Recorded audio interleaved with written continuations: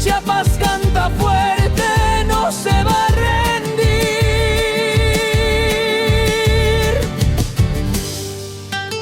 Y que se Voces originarias de Chiapas y la Unidad de Radio Bilingüe presentan una entrevista con el maestro Marco Antonio Morales Vázquez, director de Educación Indígena en Chiapas.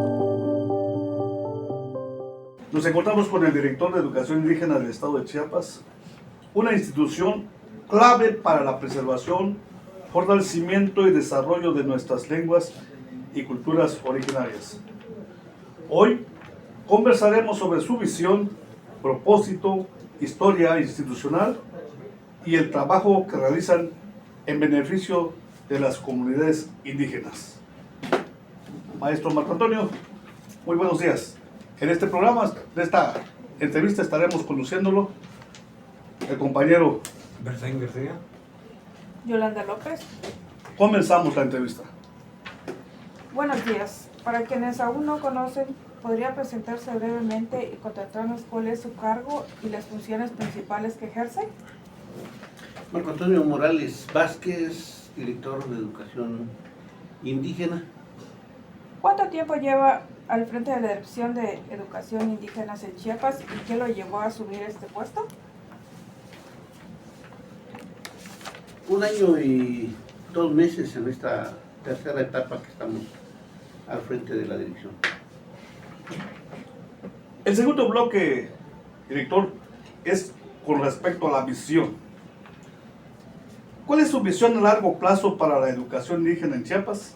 ¿Hacia dónde quiere llevar esta dirección en los próximos 5 años que resta el gobierno? Bueno, principalmente la visión de una educación que respete en primer lugar nuestra cultura, nuestra visión, nuestros orígenes como indígenas. Es por ello que la actividad que pensamos que debe seguir fomentándose es que sea una educación bilingüe, debe ser intercultural, muy incluyente y con mucho respeto hacia la diversidad lingüística de nuestros pueblos originarios del estado de Chiapas. Asimismo, que se eleve a una subsecretaría de Educación Indígena federalizada que nos permita ampliar más la visión de trabajo de nuestros grupos originarios. Ok, en ese contexto entonces aplaudimos la visión que presenta usted. Es una subsecretaría de Educación Indígena federalizada.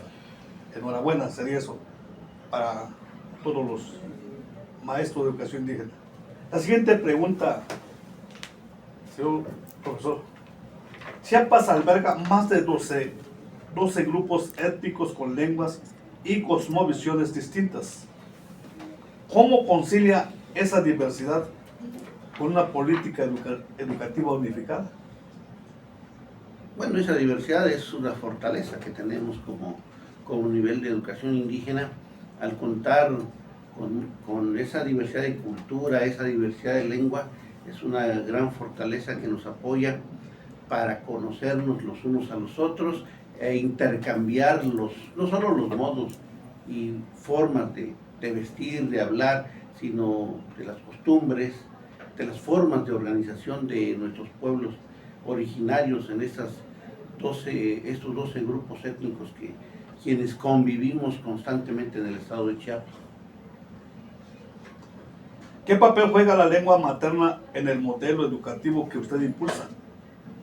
Bueno, es el principio de todo. Es el principio de toda educación, el principio de todo aprendizaje, el principio de toda enseñanza que se debe dar en las escuelas. Siempre debemos estar iniciando a partir del uso de nuestras lenguas maternas, originarias de cada una de las etnias. Ok, en un entorno marcado por la migración, ya ve que mucha gente migra a otro lado, y la globalización que está en el mundo entero, ¿Cómo garantizar que los jóvenes indígenas puedan acceder al mundo moderno sin perder su identidad cultural? El punto clave, el punto de principio siempre va a ser la escuela. Entre tanto, la escuela, nosotros los profes, los maestros, los docentes, los directivos, no perdamos de vista nuestra identidad y que nuestros niños salgan plenamente convencidos de que lo más importante es su cultura, es su lengua, son sus costumbres y que sus raíces deben estar muy fuertes para adelantarse hacia lo que viene en el futuro. También la escuela no puede quedarse al margen de lo que ocurre allá afuera, en una sociedad no indígena y que al final de cuentas las grandes ciudades son las que nos absorben, son los destinos finales de nuestros niños, de nuestros jóvenes. Entonces, la escuela debe promover la identidad de nuestras lenguas, la identidad de nuestros niños y que también les adelante algo de lo que puede ocurrir allá en la zona metropolitana, en las ciudades, en un mundo no indígena, en otros usos y costumbres y de organización de la vida social. Yo pienso que esa transición hacia una forma de vivir, hacia una sociedad diferente de la nuestra, debe estar basada con los principios que se tiene en nuestras culturas. Oye, profe, seguimos el siguiente bloque con el maestro Versailles. Maestro Marcos, muy buenos días. Gracias por Buen día, apoyarnos. Creo que es la segunda vez, ¿no? Aunque tenga un poquito de tiempo, pero bueno, los trabajos, como hemos platicado, donde quiera estamos, ¿verdad? Maestro, gracias. ¿Cuál es el propósito central de la Dirección de Educación Indígena? ¿Cuál es la razón de ser esta institución más allá del mandato legal? Creo que entre tanto esté en nuestras manos seres humanos, personas en proceso de formación, en proceso de salirse de una sociedad hacia otra, el propósito de nuestras escuelas y también nuestro, de los maestros, de los docentes y directivos, de todos quienes somos agentes educativos de estos niños, debe ser formar a personas, en primer lugar, felices, plenamente desarrollados desde sus conocimientos, desde sus habilidades, sus actitudes y aptitudes, cuidando este formato de ciudadano ejemplar que debe ser de un Chiapas, de un México, pero a partir de las reglas de convivencia social locales, desde la comunidad, desde nuestro municipio. Maestro, gracias. ¿Qué principios o valores guían el trabajo diario de su equipo? Creo que es de integración, de mucha integración, en el que nos invitamos los unos a los otros a ser parte de, identificarnos de este gran equipo que se llama Educación Indígena, desde nuestros administrativos, docentes y todos los directivos. Debe ser totalmente de integración y de inclusión. Perfecto, maestro. Cuando alguien de su equipo le pregunta, ¿por qué hacemos esto? ¿Qué responde usted? Una pregunta un poquito así, como decir qué estamos haciendo, y usted lo dijo hace tiempo, ¿no? Para saber qué estamos haciendo, cómo estamos trabajando. Más o menos por ahí va la pregunta. Sí, creo que parte de el compromiso que hacemos como personas, el interés hacia lo que hacemos, cuando lo hacemos con cariño, con amor, cualquier actividad, ya sea hacer ejercicio, ya sea ir a no sé, a vender frutas, lavar la ropa. Lo mismo cuando se hace un trabajo en oficina, un trabajo de docente o un trabajo de directivo, siempre debe estar dirigido por el interés de cada uno de nosotros. Y si nos preguntamos por qué hacemos, porque me gusta hacerlo, porque quiero hacerlo, porque amo hacerlo y porque soy feliz haciendo estas cosas. Creo que eso es lo que tenemos que hacer todos. Acuérdese usted que hay un tema que lo platicamos y dijo usted, más adelante lo vamos a grabar, el placer de servir, ¿no? Sirve el surco, sirve el camino, sirve el viento, ordenar unos libros, tal vez barrer un cuarto, el placer de servir, para eso estamos. Maestro, ¿existe algún indicador o meta concreta que para saber si se están cumpliendo los propósitos, maestro? Sí, claro, generalmente estas mediciones que se hacen, digamos, un poquito más cuantitativas, siempre hay una evaluación de todas nuestras actividades. Por lo general, en el tema de rendición de cuentas, se hace con todos los proyectos que tenemos inmersos en las funciones de la Dirección de Educación Indígena, y para ello nuestro equipo administrativo y académico lleva un proyecto anual y le damos seguimiento y que vamos informando día con día, mes con mes, para ir viendo los impactos, ir midiendo los impactos de estos proyectos, de estos programas en las jefaturas, en las regiones, en las zonas escolares, pero que sobre todo impacten la actividad en nuestras escuelas, allá con nuestros niños, con nuestros alumnos y nuestros alumnos. Ok, maestro.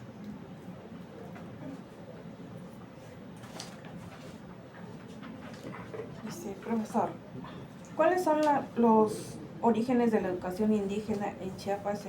¿En qué contexto histórico surge esta dirección? Bueno, un poquito ya, un poco de historia hace, pues allá por los 60s, donde el Instituto Nacional Indigenista, por primera ocasión, observa que nuestros pueblos originarios no podían, pues, educarse como los colonizadores, y que antes de enseñarle la letra escrita, pues tenían que castellanizarse. Y surge allí un programa de castellanización en el Instituto Nacional Indigenista. Se crean los primeros promotores culturales bilingües, y ahí es donde el indígena empieza a desenvolverse cada vez más con el español, empiezan a conocer más el español. Allí surgen nuestros primeros maestros de educación indígena, pero sobre todo indígenas, que podían acudir ya a las comunidades conociendo un poquito más este contexto, y empezamos a castellanizar. ¿Qué hitos o momentos claves marcaron la evolución de esta dirección hasta llegar a lo que es hoy? Bueno, son muchas. Cuando empiezan nuestros primeros maestros a acudir a las escuelas y son nuestros intérpretes del conocimiento y la cultura de nuestras comunidades,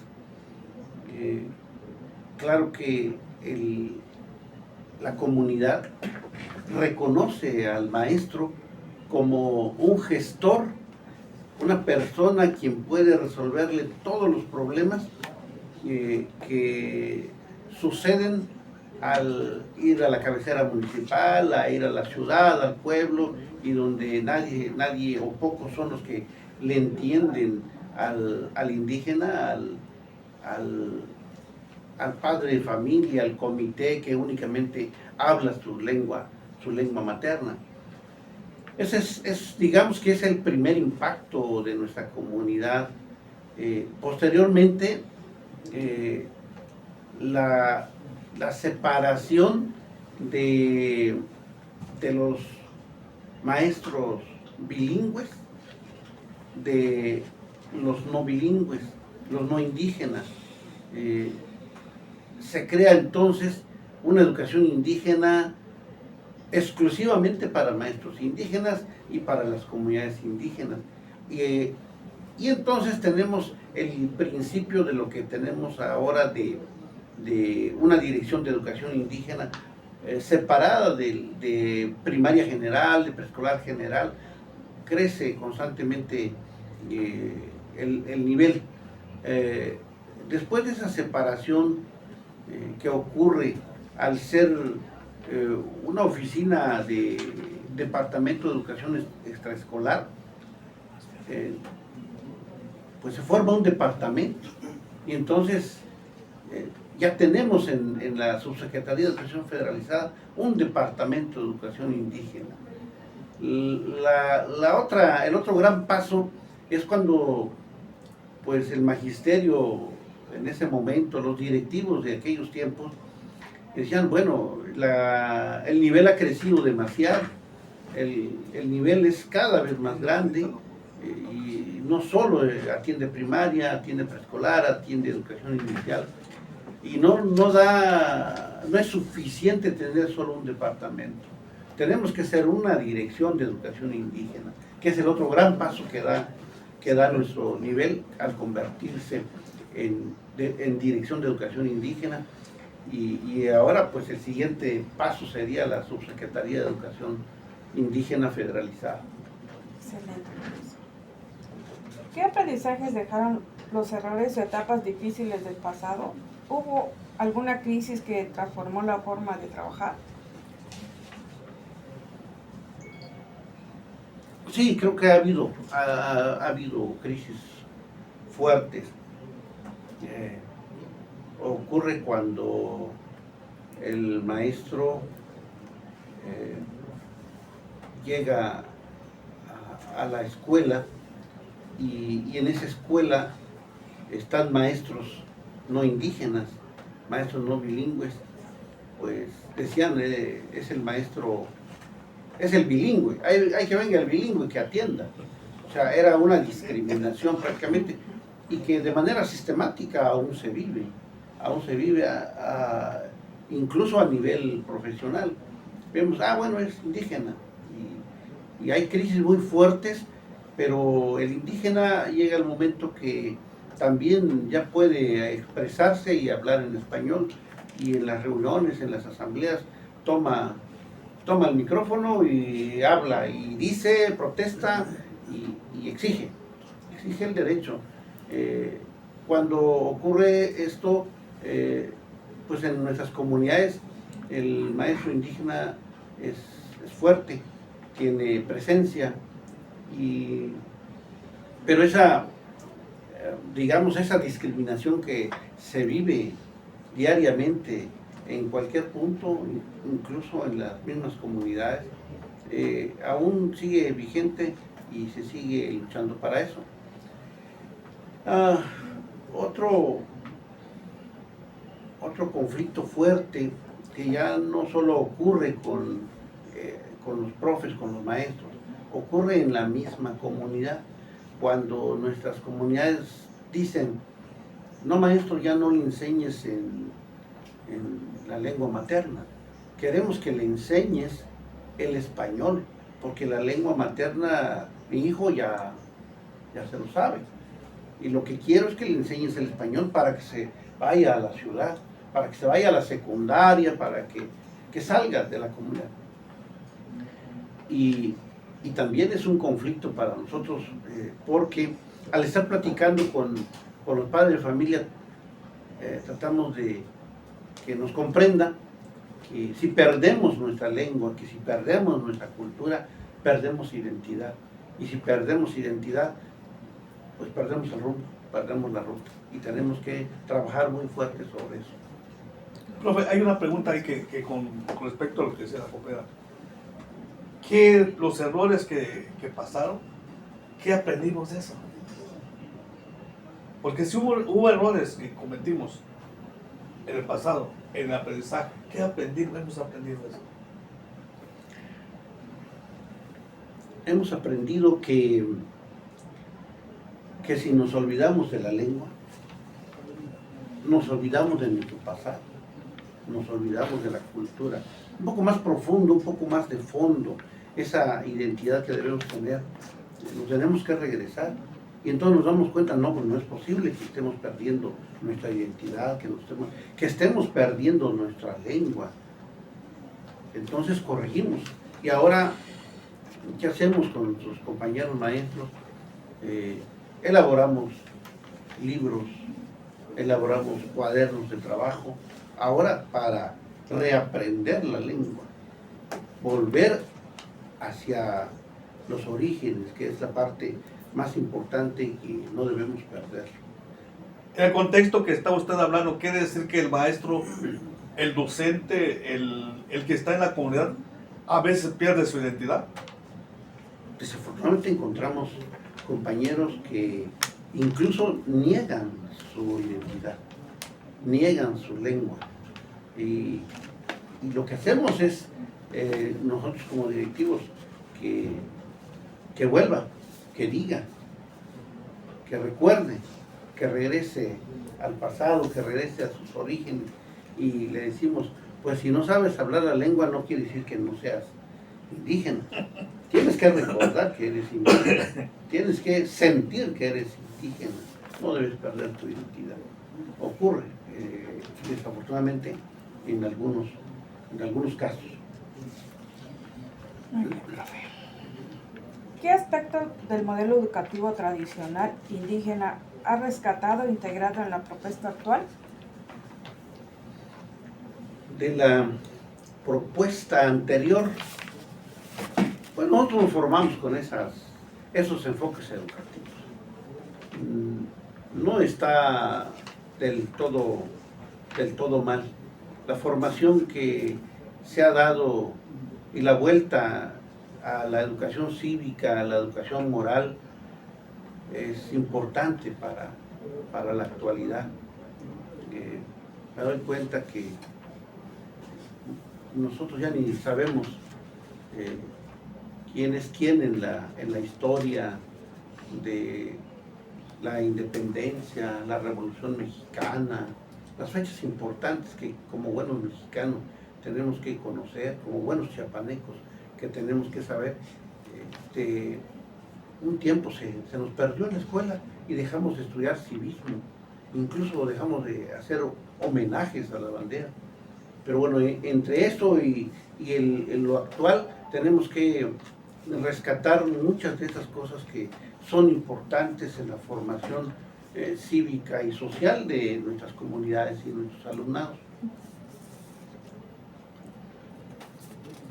Si tuviera que resumir en una frase el camino recorrido por la educación indígena en Chiapas, ¿cuál sería?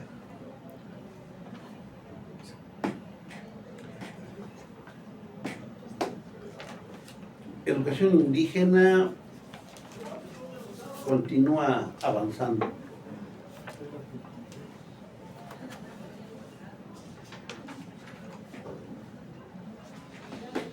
¿Solo? Sí, una frase. Solo esa frase. Muy buena frase. Eso quiere decir que educación indígena no está estática, sino que sigue en movimiento. El siguiente bloque se refiere a la atención a la comunidad.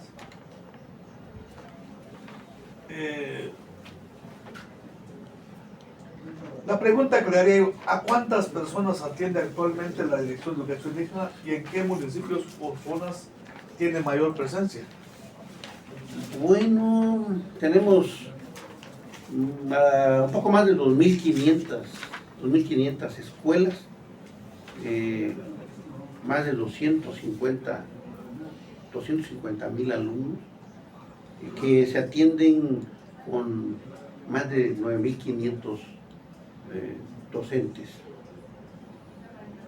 Si las separamos, pues puedo indicarle que tenemos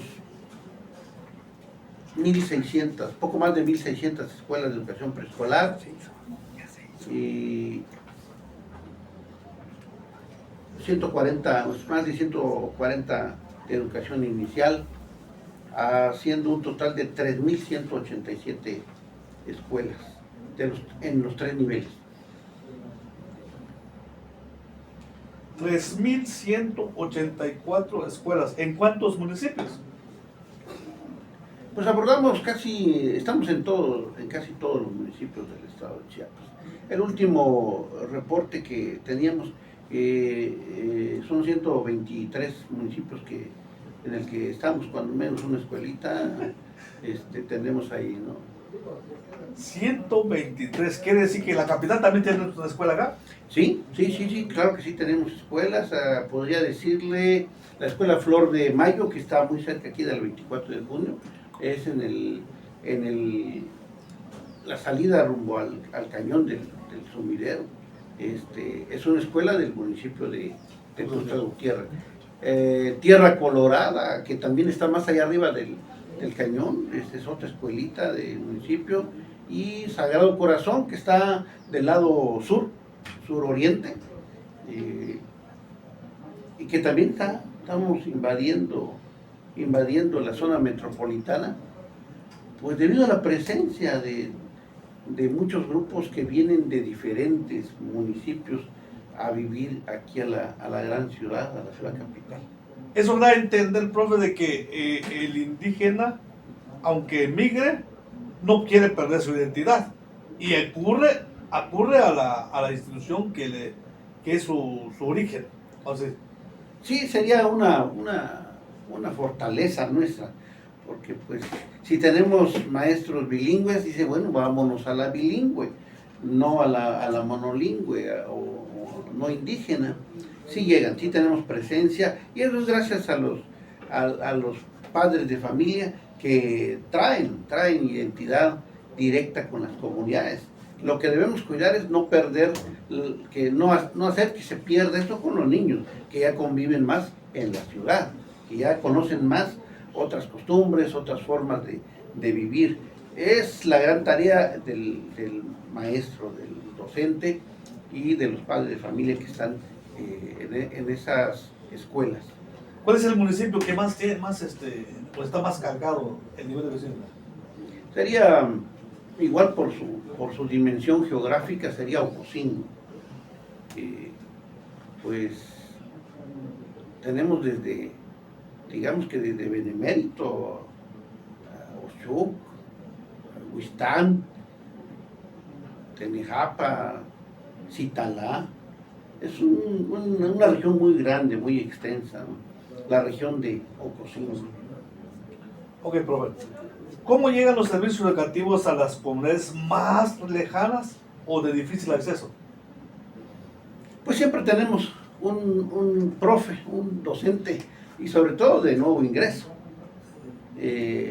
Nosotros en nuestros cambios, en las cadenas de cambio que hacemos por antigüedad, pues un nuevo ingreso se va hasta la comunidad más retirada, y uno que otro interino que tiene que llegar hasta allá, y el acceso siempre va a ser a pie.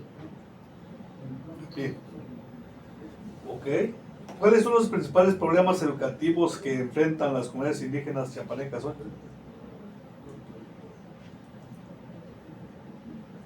Las comunidades más pequeñas, las más retiradas, pues sería de estructura.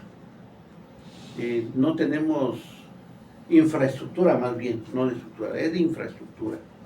Difícilmente ya vamos a tener aulas bien construidas, con todos los servicios, que tengan servicios sanitarios, que tengan una cancha de básquetbol, una plaza cívica. Es difícil. Allá es lo que los padres de familia construyen junto con sus maestros, junto con las autoridades locales.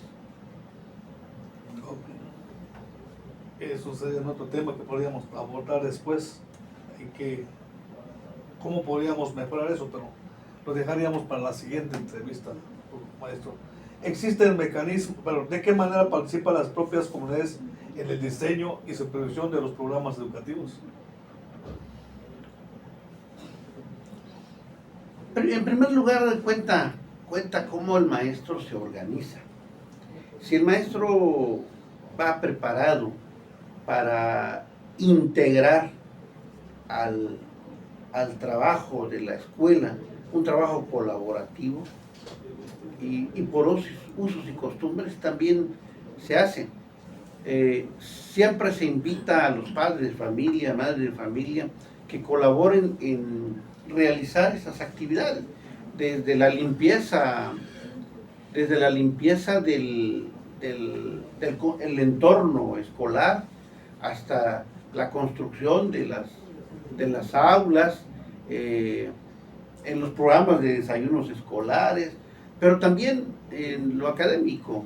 Siempre el docente, siempre el profe los reúne constantemente a los padres de familia para informarles cuáles son los avances de sus hijos, de los niños, de las niñas, y se les incluye pidiéndoles que nos apoyen en su casa, en la revisión de tareas, en la dotación de materiales, en estar muy pendientes de lo que hacen sus hijos en la escuela.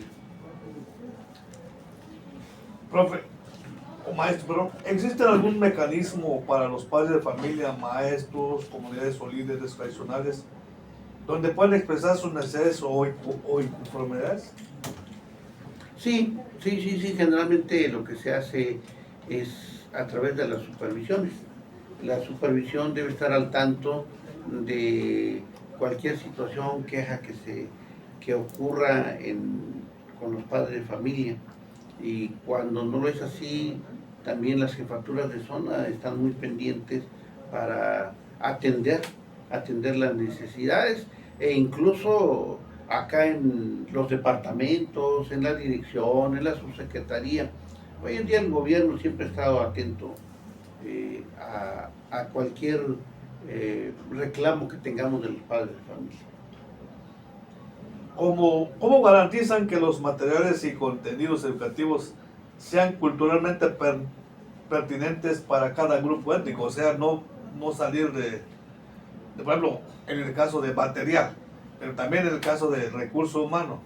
A veces sí hay sostén de un lado y que hay hablante chol. Sí. ¿Cómo garantizar eso?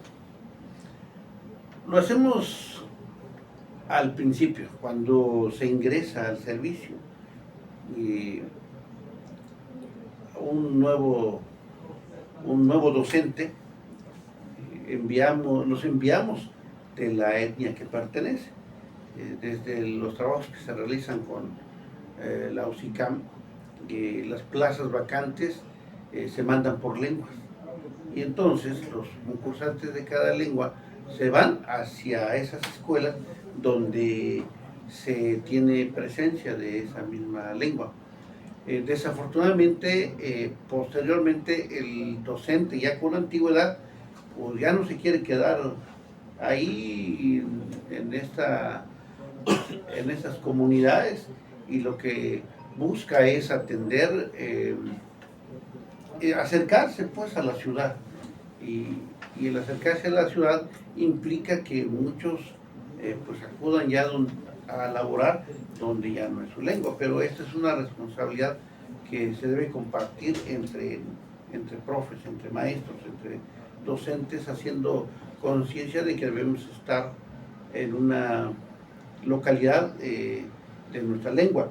Aún así, cuando no ocurre eso, el docente tiene la obligación de aprender la lengua, de aprender la cultura, la costumbre de esas comunidades, aunque no sean propias, no sean de su grupo étnico.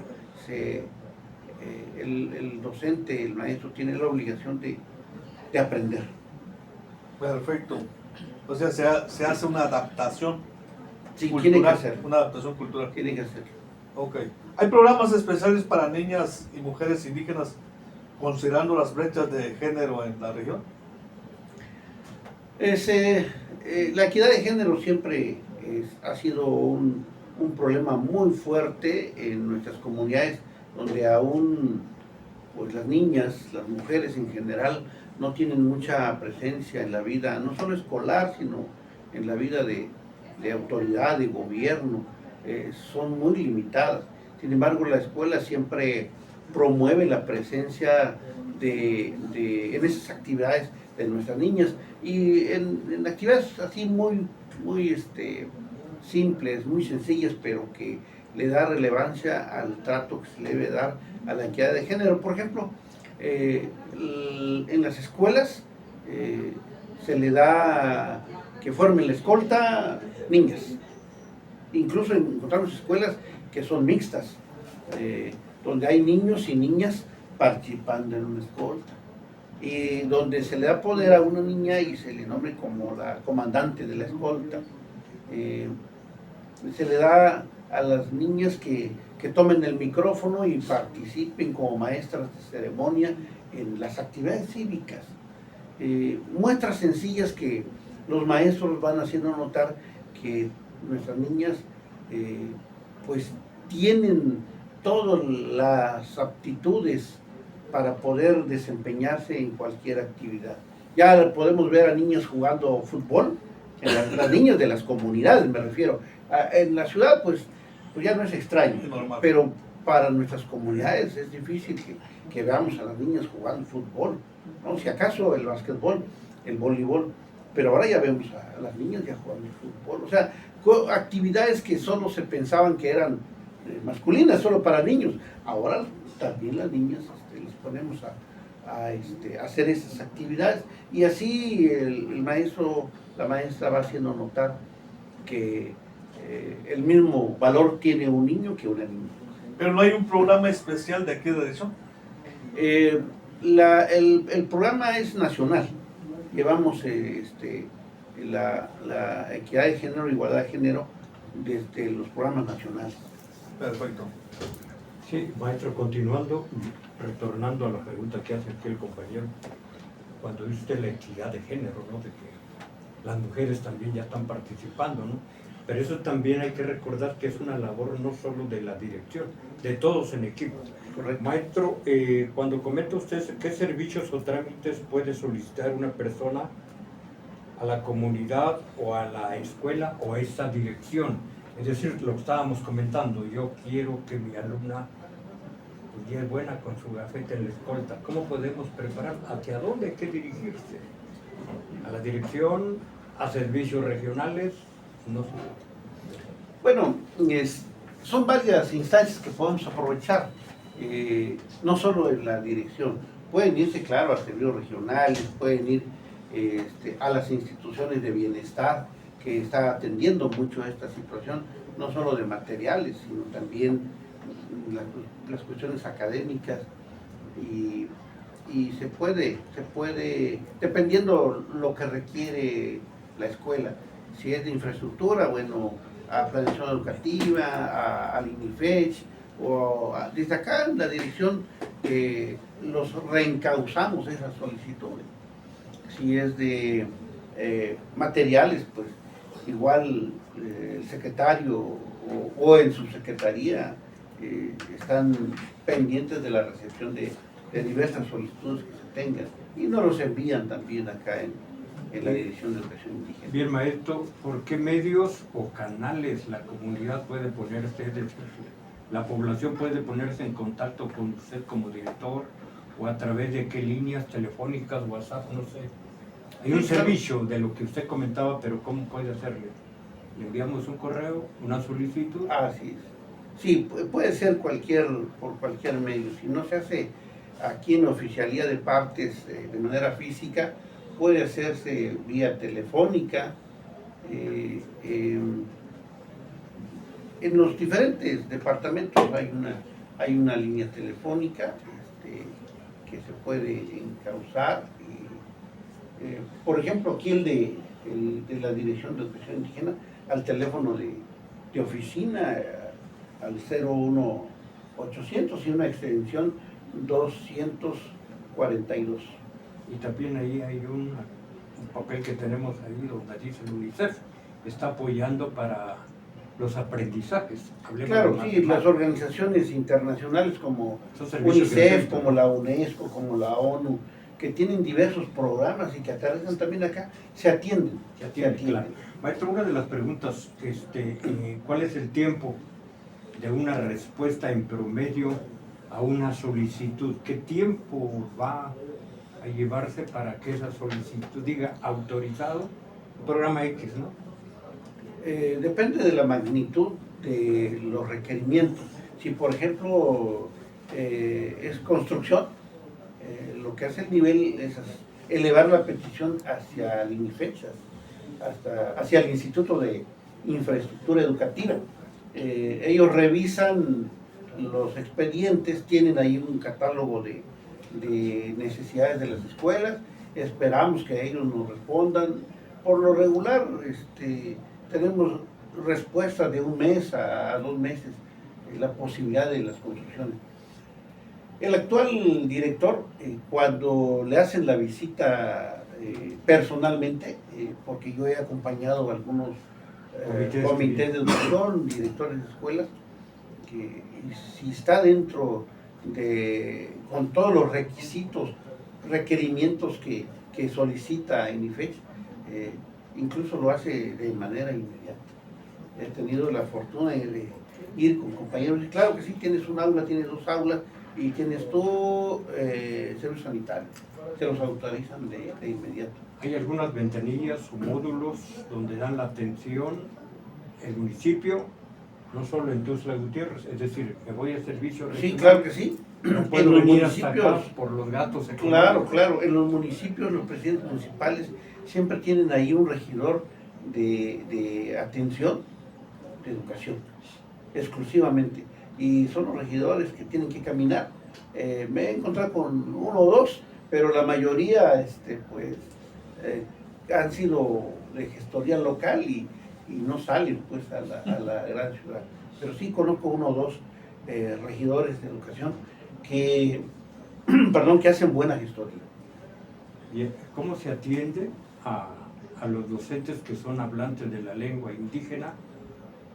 Sobre todo algunos que dominan más el español, cuando acuden a realizar, por ejemplo, un trámite. Vamos a suponer que esta persona hable poco español, tiene que tener traductor, o directamente el jefe de oficina, el director, el maestro Marco Antonio, otros que es hablante de la lengua, ¿van a hablar en español o lo vamos a hacer en lengua, ¿no? El diálogo presente? Bueno, si es en mi caso, no tengo ningún problema por hacerlo en Tzotzil o en Celtal. Claro. No tengo problema por platicar con los comités, con padres de familia, quienes vengan de esa lengua. Cuando no, pues ya aquí el equipo operativo les decimos que nos vengan a ayudar, que nos vengan a apoyar. Pero siempre un comité viene acompañado de su maestro. Y cuando viene con su maestro ya no tenemos problemas de comunicación. Sí, entonces se están haciendo algunas mejoras recientemente para ser más ágil los trámites, más accesible a la atención ciudadana de la población indígena. Hay esta posibilidad de hacerlo más ágil, ¿no? Que no lleve mucho tiempo. Por ejemplo, yo quiero una escuela, maestro Marcos, y usted me dice, bueno, te va a llevar 2 meses. No, pero el comité dice que quiere 15 días. Implemento una galera, trabajo ahí mientras llega la estructura, por ejemplo. Sí, claro. Sí, de hecho, en nuestra forma de organizarnos en la escuela es lo que se hace. Se funda una nueva escuela e inmediatamente quien llega, el profe que llega ya, el maestro que llega en esa comunidad, lo primero que hace es, nos reunamos y ¿saben qué? Necesito 2 aulas, necesito un aula, necesito que limpien acá porque vamos a hacer nuestra formación de alumnos y la actividad es inmediata en el campo. No esperamos a que llegue, ¿no? Una construcción para iniciar actividades. Se implementa un lugar para dar clases. De inmediato hacemos unas aulas provisionales. Bueno, Marco Antonio, casi por concluir, ¿nos podría dar un panorama más o menos de la estructura permanente de la dirección? ¿Cuántos departamentos hay? ¿Cuáles son las principales áreas de este lugar? Sí, claro. Bueno, nosotros somos una dirección que es parte de la Subsecretaría de Educación Federalizada. Esta dirección está compuesta por 4 departamentos. El Departamento de Educación Primaria, el de Educación Inicial y Preescolar, el de Supervisión Escolar y el de Fortalecimiento de las Lenguas. Son los 4 departamentos. En cada departamento Hay oficinas, por ejemplo, tanto en primaria y preescolar tenemos oficinas de trámite y control, tenemos oficina técnico-pedagógica, oficinas de certificación escolar y las otras áreas que atienden, por ejemplo, tenemos en supervisión escolar, tenemos el área jurídica, tenemos el área de seguimiento a los consejos técnicos escolares y en cada departamento sí hay atención directa a las necesidades de la Dirección de Educación Indígena. Perfecto. ¿Cuánto personal hay aquí en la dirección? Somos alrededor de 100 personas. 100 personas. Sí, que atienden todos los días. Si pudiera cambiar una sola cosa del sistema educativo mexicano para beneficiar a las comunidades indígenas, ¿cuál sería y por qué?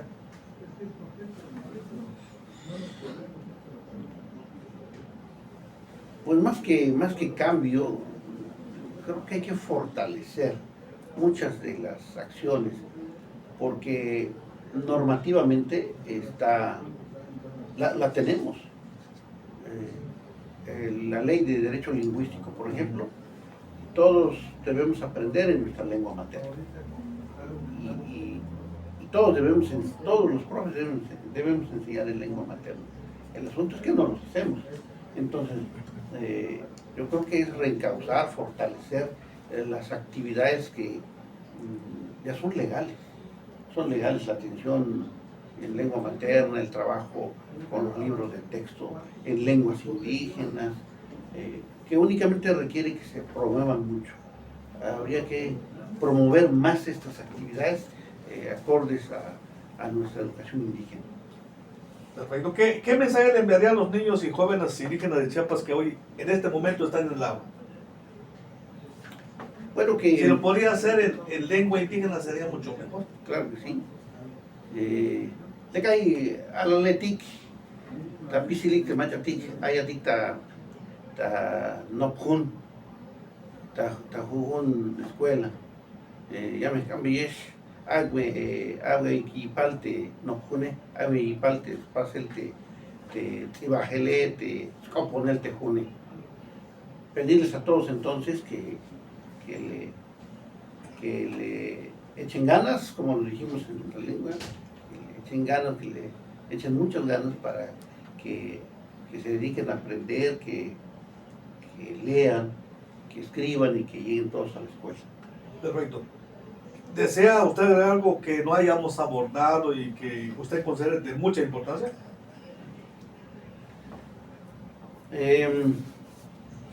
Que continuemos con los maestros formando nuestras comunidades de aprendizaje.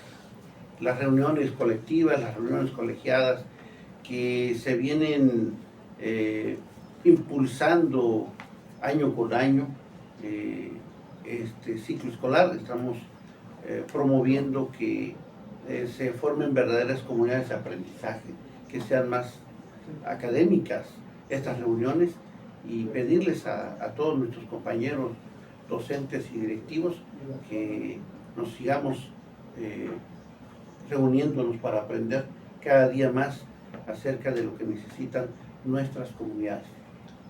Por esto agradecemos a la Dirección de Educación Indígena por esta importante conversación que tuvimos hoy. La educación indígena no solo preserva nuestras lenguas, sino que fortalece la identidad, dignidad y desarrollo de los pueblos originarios de Chiapas. Gracias, maestro Marco Antonio, por esta charla amena. Esperamos volvernos a encontrar en otra ocasión. Al contrario, muchas gracias a ustedes y pues en buena hora y gracias por este apoyo que nos dan para educación indígena. Gracias, profe.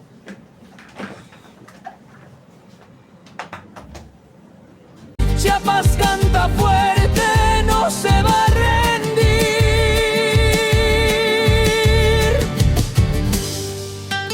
Y que se escuche bien claro, desde la selva a la sierra y cada rincón de nuestro Chiapas, la unidad de radio bilingüe de la Dirección Indígena, con la colaboración de voces originarias de Chiapas, se unen con un solo propósito: que nuestras lenguas no se callen, que nuestra identidad no se pierda, que un pueblo que honra su lengua es un pueblo que nunca muere,